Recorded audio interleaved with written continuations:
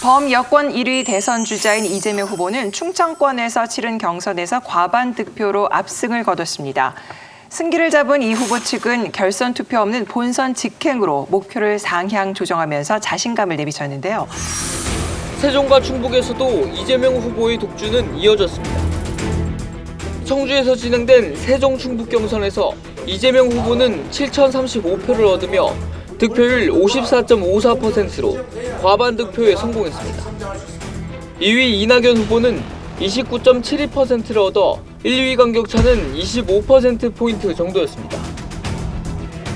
이로써 충청권 전체 합산 결과에서 이재명 후보가 54.72%로 과반 넘게 득표했습니다.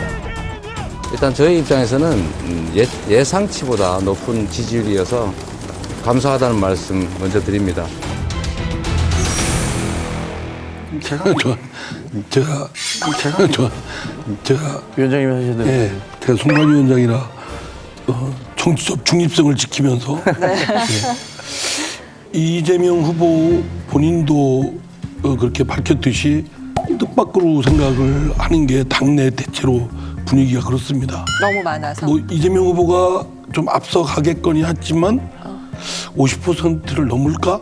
예. 나머지 분들은 대체로 47, 8% 정도 예상을 했던 것 같습니다. 당내에서는 좀 매우 뜻밖이다. 뭐 이재명 후보 쪽은 굉장히 큰 소원이 극대화된 거고. 굳히기. 예.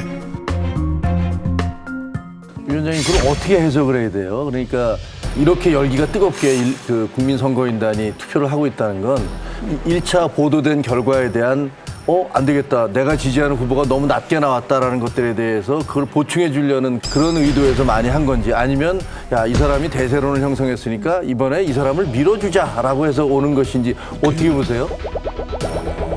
어떻게 보세요? 그 유도신문 같은데요. 제가 아니에요. 제 진짜 정치적 궁금해서 중립성을 그래요. 완전히 훼손하면서 발언을 해야 가능한 건데요. 예. 그럴 땐 둘 다예요. 그럼 돼요. 예, 둘 다입니다. 에이, 얘기해 주세요.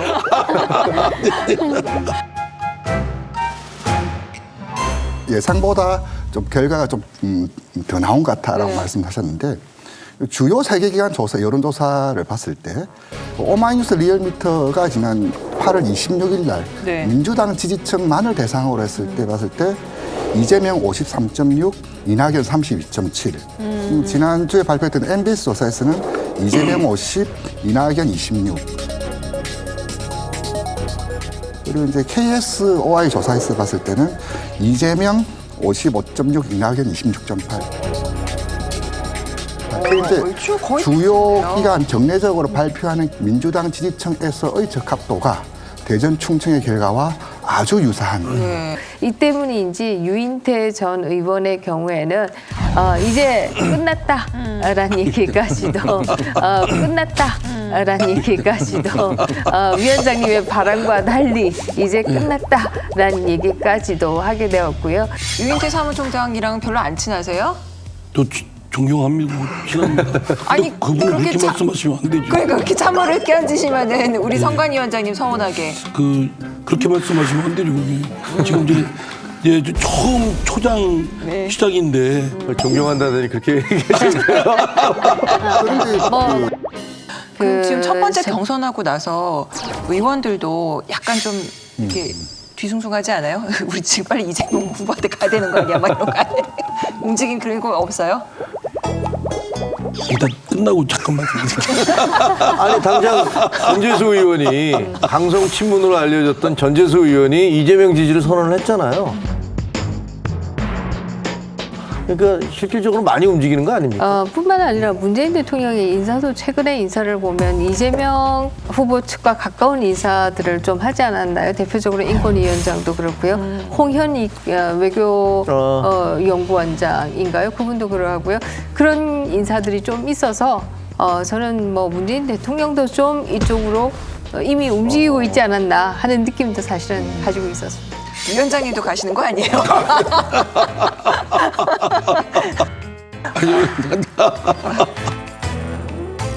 순회 경선 패배로 이낙연 후보의 대선 행보에 빨간불이 켜졌습니다. 이 후보 측은 패배 요인을 네거티브 공세에서 찾는 동시에 호남 대역전을 위한 경선 전략 재검토에 나섰는데요. 이낙연 후보의 막판 뒤집기 가능할까요? 어쨌거나 지금 이낙연 후보는 굉장히 충격을 많이 받았나 봐요. 근데 보통은 그렇게 약간 좀 패배를 하더라도 약간 그 좀 겉으로는 태연한 척을 하지 않나요? 그렇죠. 근데 이제 이낙연 후보는 아예 그냥 그 다음 일정을 거의 다 취소를 해서 나 충격 받았어를 이렇게 완전히 다 보여줬거든요. 방송도 1시간 전에 취소를 네. 했다잖아요. 그러니까 뭐 얼마나 충격이 컸는지를 보여주는 것 같습니다. 금융노조와의 간담회를 제외하고 방송사 인터뷰 등 5개 가운데 4개 일정을 줄줄이 취소하는 등 충격이 가시지 않은 모습이었습니다. 몇 가지 기대를 이행하지 못하고 있는 정부 여당에 대한 여러분의 실망감도 표출된 것으로 보입니다. 어떻게 보면 다른 후보들도 좀 심하게 얘기하면 자업자득인 게 모든 스포트라이트를 이재명 후보한테 가게끔 그렇게 공격을 해왔잖아요. 그러니까 예. 뭐 선관위원장을 공격하든가 그게 그렇지 않을까요? 네거티브의 역설이라고 해야 되나 또는 네. 여론의 그 집중도의 역설이라고 해야 되나 네. 욕을 먹더라도 네. 이 대중 정치인들은 집중이 되면 의외로 저 여야를 관계없이 지지도가 올라가거나 아주 튼튼하게 버티고 있는 걸 봤습니다. 그러니까 그걸 다른 후보들도 좀 참고는 하실 필요가 있을 것 같아요. 다른 후보를 너무 공격하면 오히려 그 역설적으로 그 후보가 부각되고 또 오히려 대중의 시선을 더 잡는다. 그런 걸 언더독 효과라고 그렇습니까? 예. 얘기를 하죠. 사실 이재명 후보의 경우에는 네거티브에 좀 휘청하는 모습을 보이기도 했었습니다. 대표적으로 바지 발언 이후에 본인의 지지율도 좀 빠졌고 이낙연 후보의 지지율도 좀 올라갔습니다. 그러나 그 이후에 이낙연 후보에 대한 결정타는 황교익 씨에 대한 공격한 것을 사과한 부분이 저는 결정적이지 않았는가 이렇게 생각합니다. 친일 프레임을 건 것에 대해서는 사과하고 이낙연 캠프가 물러서야 제가 보기엔 정리가 되는데 저희 캠프의 책임 있는 분이 친일 문제를 거론한 것은 지나쳤다고 생각합니다. 앵커의 얘기에 따라서 사과한다라고 하는 것은 굉장히 지도자답지 못해 보이는 그것도 황교익 씨에 대한 공격이 꼭 그렇게 틀린 것이었나 잘못된 것이었나 그 부분을 뭐 명확하지 않은 가운데에서도 사과를 했다라고 하는 것은 적어도 김어준 씨보다는 영향력이 아래이구나라고 하는 것을 확연하게 보여준 것이 아닌가 이런 생각이 들고요. 그게 반해서 이재명 후보의 경우에는 선관위원장께서 지사직을 사퇴해라 이렇게 얘기를 해도 내가 이거 안 하면 안 했지 지사직을 계속 가져간다. 도지사직을 사퇴해라 라는 주장을 여기저기서 심지어 우리 당내에서도 하고 있는 상태입니다. 선택해야만 하는 상황이라면 저는 도지사직 유지를 선택하겠다 이렇게 말씀드린 바가 있습니다. 이렇게 얘기를 했어요. 저는 거기에서 이 리더십이라고 하는 게 확연하게 구분이 된다 이렇게 얘기할 수 있고요. 어떤 면에서 대중은 죄송합니다. 대중은 강력한 리더십을 원하는 경향들이 있어요. 두 장면에서 보면 누가 더 강력해 보이는가 이 부분에서도 저는 승부가 상당히 갈렸을 것이다 라는 생각이 듭니다. 하여간 학교 다닐 때 성적 좋으면 걔는 뭐 놀다가 성적 좋아도 그냥 걔는 뭐 열심히 했다. 원래부터 착하고 부모 말 잘 듣고 선생님 수업 잘 듣고 또 성적이 나쁜 친구는 너는 잠도 많고 밥도 그렇게 먹냐부터 시작해서 온갖 것이다. 하여간 그렇습니다. 억울한 게 점수를 높게 나와야 된다. 보면은 네거티브는 선거에서 필수 불가결한 요소예요. 우리 공직선거법에도 선거운동이라 하면 내가 당선해야 될 이유와 상대가 되지 말아야 할 이유를 선거운동이라 한다라고 그 정의가 나와 있지요.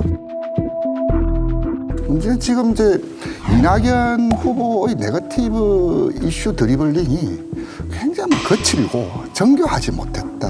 좀 휘발성 좋은 소재, 사안도 있었는데 그 모멘텀을 좀 잘 살리지 못했다는 것 같아요. 예를 들어 황교익 이슈 것만 해도 황교익 부당한 인사 혹은 그게 더 연결되면은 이재명 지사 당신 대통령 되면 인사 이런 식으로 할 거요라까지 대통령의 철학까지도 건드릴 수 있는 좀 드리블링을 잘하면 그렇게 엮을 수도 있는데 갑자기 이게 반일 프레임으로 전략이 되거든요. 맞아요. 그래서 이제 딱 집중해서 정타를 때려야 장타가 되는데 무조건 난사를 한다고 해서 유효타가 되는 건 아니거든요.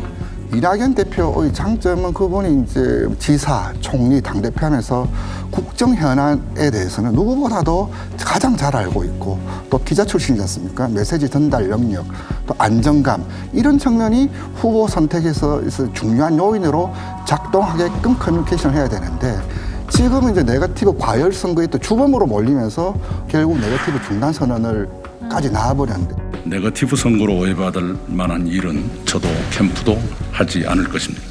이건 제가 볼 때는 한국 선언에 가까운 뭐 그거다. 진짜 왜냐면 그 전에 이제 이 판이 과연 우리가 안정적으로 교체할 수 있는 판이 아닌데 자꾸 밥그릇 금가는 소리, 원팀 협약식은 협약식대로 하고 뒤에선 다른 식으로 돌아가는 이런 데 대한 우려감 그런 책임을 온통 이제 이낙연 대표가 다 쓰게 돼 버렸던 그런 국면 같아요. 예, 부장님 아주 지적이 저는 아주 예리하시다고 봅니다. 굉장히 사이다 같게 느껴지시죠? 예. 뭐 좀 속 시원하시죠? 하고 싶었는데 말 못하는 그 얘기를 해주셨네요. 그러니까 어떤 소재거리도 그 소재에 탓하지 말고 그걸 어떻게 요리를 끝까지 잘 마무리를 하냐 그거가 달려 있는 것 같습니다.